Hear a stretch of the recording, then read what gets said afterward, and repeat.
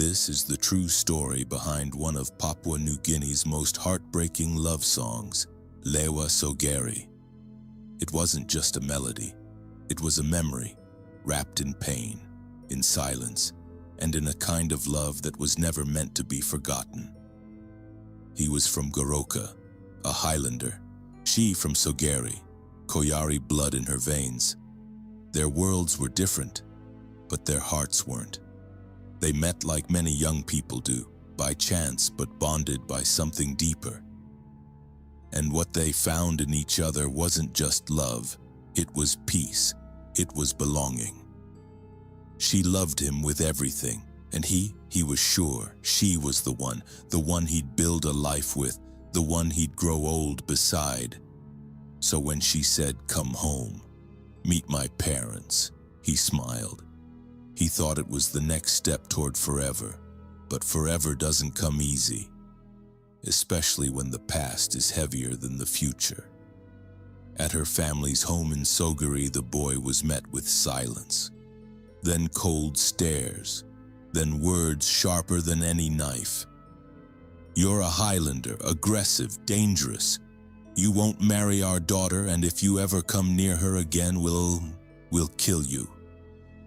He didn't argue, he didn't fight back. Because what do you say when love isn't enough? He asked to stay the night on the veranda just until morning, just to say goodbye. And they let him. That night, the two of them sat outside. No words, just tears. The kind of silence that only comes when hearts are breaking in sync.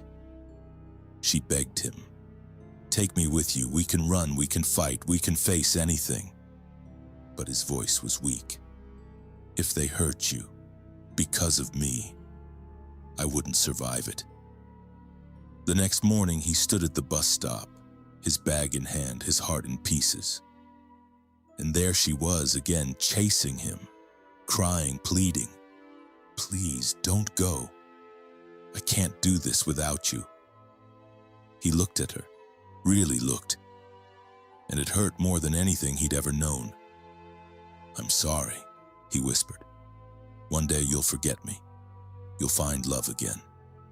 She didn't believe it, she couldn't. "If I can't be with you, I'd rather die." And then the bus came, and he left. But she didn't go home. She walked alone, quietly, slowly, to the edge of the cliff where they used to sit and talk about their future, where they once dreamed.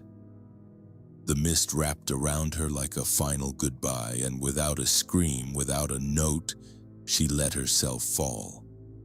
The parents thought she'd run away. They went looking for her in the city, knocked on the boy's door in Port Moresby. But he told them the truth. "I left her at the bus stop." And together they went back to Sogeri, back to where it all ended. When the boy stepped off the PMV, something shifted in the air. It was colder. Still, the birds weren't singing. The world was quiet. And then he heard it, her voice, software distant. "Lewa, you came back for me." He followed the feeling, his heart racing, and then the smell, sharp, real. He walked to the edge, and below, hidden by jungle and fog, was her body. Still, silent, decayed.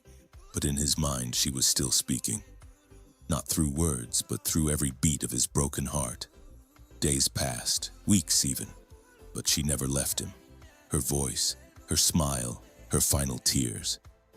He had no words left, so he wrote a song for her, about her.